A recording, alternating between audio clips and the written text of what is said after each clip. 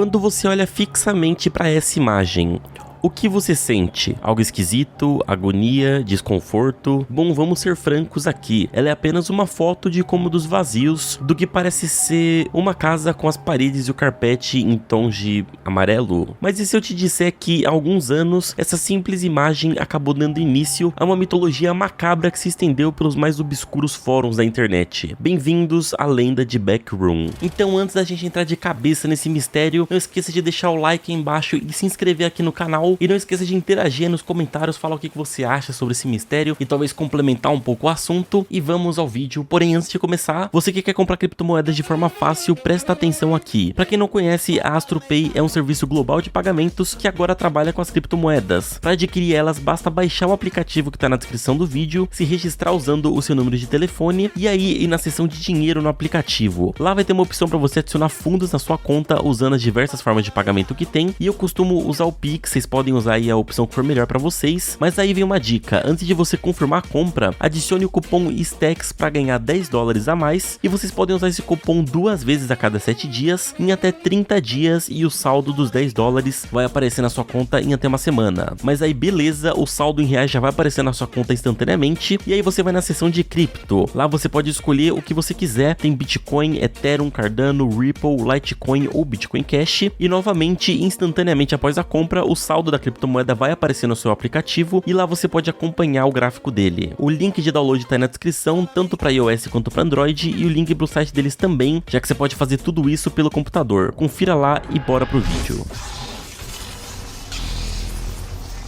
A primeira vez que essa foto apareceu na internet, até onde se sabe, foi em abril de 2018 em um fórum que reunia imagens amaldiçoadas. Na época, ela foi só mais uma das várias fotos esquisitas que frequentemente eram postadas na página, então ela acabou não tendo um grande destaque. Tudo o que disseram foi que acharam ela meio desconfortável, mas ela foi viralizar de fato quase um ano depois, na noite de 14 de maio de 2019, quando um usuário do 4chan repostou a imagem com o seguinte texto: "Se você não tomar cuidado e escapar da realidade nas áreas erradas, acabará nas backrooms, onde nada mais existe além do fedor do carpete velho e úmido, a loucura das paredes mono-amarelas, o ruído de fundo infinito das lâmpadas fluorescentes e aproximadamente 965 milhões de quilômetros quadrados de salas vazias geradas automaticamente para se ficar preso. Deus te salve se você ouvir algo vagando por perto, pois esse algo com certeza ouviu você." Certo, então o conto fala de um labirinto praticamente infinito,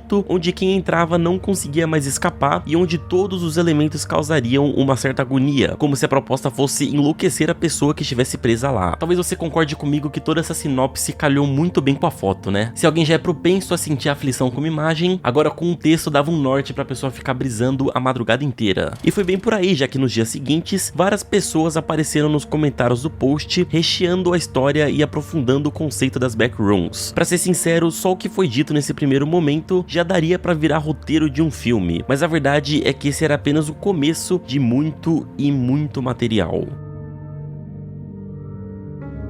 Bom, todo esse barulho fez dessa postagem o início de um dos exemplos mais recentes de folclores da internet, ou seja, quando uma ideia ou uma história começa a dar origem a toda uma mitologia repleta de detalhes. Nesse momento começaram a aparecer algumas pessoas relatando que elas já haviam tido experiências parecidas com o que esses textos descreviam e que haviam sido traumáticas. Algumas pessoas afirmaram que foi através de sonhos, outras através de alucinações, outras até juraram que viveram de fato uma dissociação da realidade. O intuito desse vídeo não é questionar a veracidade desses relatos, até porque nem teria como a gente fazer isso, mas sim mergulhar de cabeça nos principais materiais que existem sobre as backrooms. Um exemplo de material que não demorou muito para surgir foram as creepypastas sobre o tema. Creepypastas são aquelas histórias macabras feitas para disseminar alguma lenda pela internet. Um grande exemplo disso é aquela mensagem que tinha muito, sei lá, no Orkut, que era tipo: "Oi, meu nome é Samara, eu tenho 14 anos, ou teria se estivesse viva", e aí você vai seguindo em frente. Enfim, as creepypastas que retratavam das backrooms contavam histórias de pessoas que acabaram se deparando com rupturas da nossa realidade e caíram sem querer nesse lugar, ou melhor, nesse não lugar, já que as backrooms não poderiam ser localizadas em coordenadas geográficas. Inclusive, no texto original, essas brechas da realidade foram chamadas de no-clips, que é um termo usado bastante nos games para quando você buga e cai do mapa, ou quando você usa algum tipo de programa para poder atravessar as paredes, para estar em um ambiente onde o seu personagem não deveria estar. Sabe o chamado Blue Hell ou o limbo do GTA San Andreas, onde nada existe e você fica praticamente preso, é exatamente essa a natureza proposta pelas Backrooms. E com meses e mais meses de material se acumulando e pessoas engajadas em criar uma boa mitologia, o conceito desse labirinto foi ficando cada vez mais complexo. Por isso, para critérios de organização, primeiro a gente vai fazer um panorama geral sobre o que já criaram sobre o tema na internet, para depois tentar tirar alguma conclusão dos fatores que podem ter causado esse fenômeno, beleza? A ideia passou a se sustentar sobre dois pontos: a hipótese de que cada backroom varia de pessoa para pessoa, ou seja, cada pessoa que acabou entrando nesse lugar vê uma versão única do ambiente e das aparições, e a hipótese de que mesmo assim existiriam padrões em comum para todo mundo, sobre como seria a lógica desse lugar. Aliás, esse segundo ponto é bom para vocês entenderem o quão extenso isso se tornou, porque no geral essa tal lógica passou a presumir níveis, como se fossem andares com salas temáticas. Para ficar mais didático, imagina aqui comigo. Visualize um terreno de área praticamente limitada e que um prédio é construído sobre ele, onde cada andar teria um labirinto diferente com uma proposta diferente. Em alguns fóruns dessa lenda urbana, as pessoas defendem que existem centenas ou milhares de andares e que o prédio é praticamente infinito, porém, a ideia mais aceita é que existem apenas 3 níveis e são neles que a gente vai se aprofundar. O andar 0 ou a recepção seria onde todo mundo inicia. Então, ao entrar nos backrooms, você estaria nesse labirinto de salas vazias, geralmente na cor amarelo, com chiado esquisito e cheiro de carpete molhado. E isso já é quase um consenso estabelecido pela comunidade. Além da conta que existe um número inimaginável de pessoas perdidas até hoje por lá, perambulando sozinhas, absolutamente desesperadas. Vale ressaltar que lá não existiria qualquer necessidade fisiológica. Então, fome, sede ou vontade de ir ao banheiro não seriam problemas, diferentemente do absurdo desconforto e principalmente da tortura psicológica. Tudo bem, eu sei que parece loucura imaginar isso, mas nesse momento a gente vai ter que deixar o nosso senso crítico um pouquinho de lado e entender isso como nada mais do que uma história. Porque também foi criado o mito de que quem entrasse nessa dimensão paralela poderia avistar seres de outra natureza já logo nessa fase de tutorial. Um exemplo de ser bizarro que vagava por esses corredores é o Parigore, esse retângulo deformado que parece ter saído diretamente do pesadelo mais abstrato de uma criança. Depois de aproximadamente 4 dias nesse andar 0, finalmente seria possível encontrar uma brecha que te levaria para o próximo nível.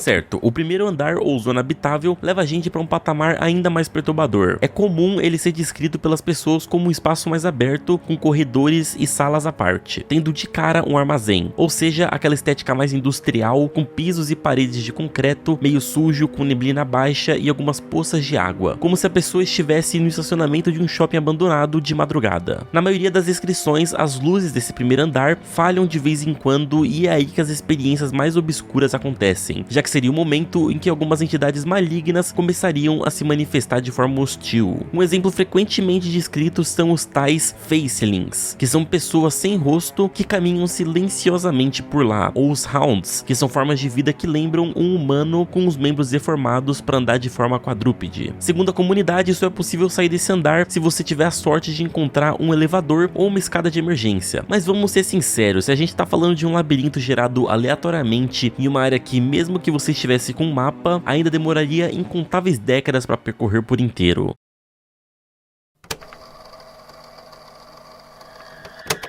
Então, através de algum desses raros elevadores ou escadas, você poderia subir para o segundo andar, apelidado de Pipe Dreams. Esse seria o pior dos 3, pois se trata de túneis de serviço menores e mais estreitos, com tubulações enormes revestindo as paredes. Por conta do espaço mais apertado e do vapor dentro dos canos, a temperatura desse nível seria superior a 45 graus, então você certamente se sentiria num forno lá dentro. O andar também seria o mais escuro até agora, com apenas pequenas fontes de luz fracas e irregulares dependendo de onde você passasse. Desses túneis, apesar de ser mais raro de encontrar entidades, se você se deparasse com alguma, seria melhor você correr o mais rápido que pudesse. Isso porque as criaturas que existem nos túneis têm medo de sangue, como é o caso dos Scratchers, por exemplo, que são criaturas humanoides acinzentadas com membros super esticados, se assemelhando até um pouco ao Slender. Segundo os relatos, um jeito de escapar desse terceiro nível seria esquecer o medo e tratar esse labirinto como se fosse a sua casa, andando justamente pelas partes mais escuras escuras até achar uma pequena brechinha discreta. Depois de terem criado esses 3 andares, ficou nítido o rumo que a lenda iria tomar. Os backrooms virariam uma história escrita de forma colaborativa. Existem outros exemplos disso pela internet, como a Fundação SCP, que seria uma organização científica que detecta e contém entidades que desafiam as leis da física, catalogando as ocorrências em um site com código-fonte aberto, onde todo mundo poderia contribuir escrevendo. Então, ainda em 2019, o fandom das Backrooms aproveitou para criar uma wiki com uma série de regras que permitissem conservar a essência da história e abrir o site para que qualquer um pudesse postar. Logo de cara, essa wiki permitiu que vários conceitos fossem adicionados, como por exemplo, os detalhes sobre as próprias entidades que eu falei. Além disso, também propuseram que haveria comunidade de pessoas sobreviventes por andar, geralmente variando de 30 a 70 pessoas e podendo se comportar como uma seita ou micro-sociedade ou organização. Mas a principal mudança, agora que existe uma wiki, foram os novos andares. A princípio, ampliaram a teoria tradicional de 3 andares para 9, os chamados The Main Nine. Então, agora eram os seguintes níveis: a recepção, que é o labirinto amarelo original, a fase do armazém, que é onde começam as entidades, a fase da tubulação, que é aquela escura e super quente, a fase da estação elétrica, onde a estética dos labirintos é composta por tijolos e maquinários, a fase do escritório abandonado, que, bom,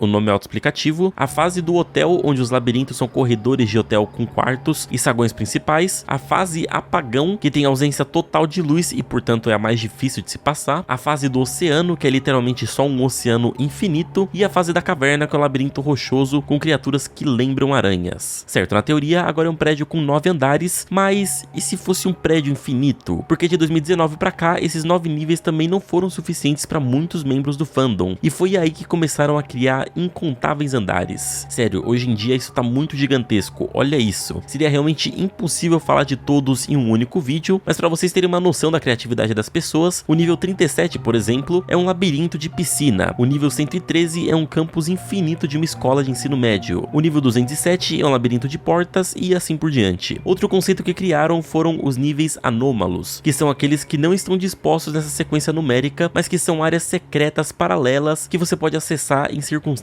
muito específicas. Por exemplo, no andar 0, se você seguisse um caminho muito errado, poderia acontecer de você aleatoriamente cair na sala Manila, uma sala pequena e inteiramente bege que mexe com a sanidade de quem cai nela, fazendo a pessoa ter uma dificuldade absurda de compreender o caminho para sair de lá, mesmo que seja extremamente óbvio. Outro exemplo de sala anômala é o túnel, que conectaria vários níveis e ajudaria a cortar o caminho. Mas você deve estar pensando agora, ok, cortar o caminho para onde? Qual que é o final de tudo isso, se é que existe um final? Bom, por mais que quanto mais acima estejam os andares, menos consenso exista, já que as informações também vão ficando mais subjetivas e vagas. Porém, ainda há uma ideia que frequentemente aparece nos relatos, a que de uma hora ou outra você chegaria no The End. Pelo nome, você já deve imaginar que se trata de uma possível saída dessa dimensão maluca, mas não se engane, segundo muitas pessoas, o The End não se passaria de uma armadilha, porque se trataria de uma gigantesca biblioteca que parece ser infinita, mas que sempre te leva a uma posição central que contém uma grande placa escrita "O Fim", com um computador à sua disposição. Em tese, essa é a primeira sala conhecida que é descrita como totalmente silenciosa. Então, o desespero é substituído por uma tristeza solitária. E ao tentar procurar um jeito de sair de lá, a sala te mandaria para um nível aleatório dentre dos milhares que existiriam por lá.